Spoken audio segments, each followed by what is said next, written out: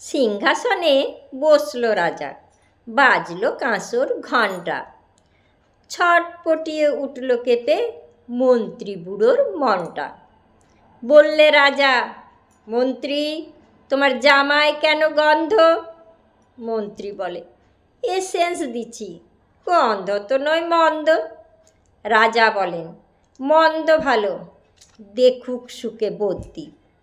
বদ্যি বলে, আমার নাকে বেজাই হলো সর্দি। রাজা হাঁকেন, বলাও তবে রামনারায়ণ পাত্র।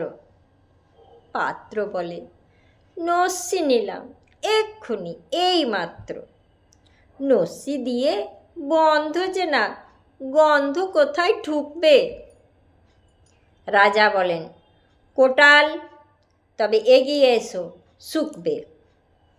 কোটাল বলে, পান খেয়েছি, মশলা তাতে কর্পূর, গন্ধে তারি মুন্ডু আমার একেবারে ভরপুর।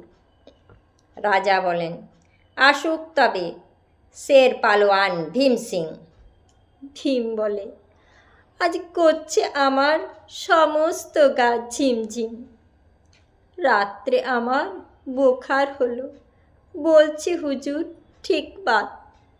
বলেই শুল রাজসভাতে চক্ষু বুজে চিৎপাত। রাজার শালা চন্দ্রকেতু, তারই ধরে শেষটা। রাজা বলল, তুমি না হয় করো না ভাই চেষ্টা। চন্দ্র বলেন, মারতে চাও তো ডাকাও না কো জল্লাদ। গন্ধ শুকে মরতে হবে, এ আবার কি আহ্লাদ।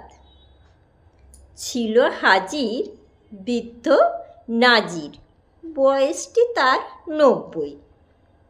ভাবল মনে, ভয় কেন আর, একদিন তো মরবই। সাহস করে বললে বুড়ো, মিথ্যে সবাই বকছিস, শুকতে পারি হুকুম পেলে এবং পেলে বকশিস। রাজা বলেন, 1000 টাকা ইনাম পাবে সত্য। তাই না শুনে উৎসাহিতে উঠল বুড়ো মদ্য।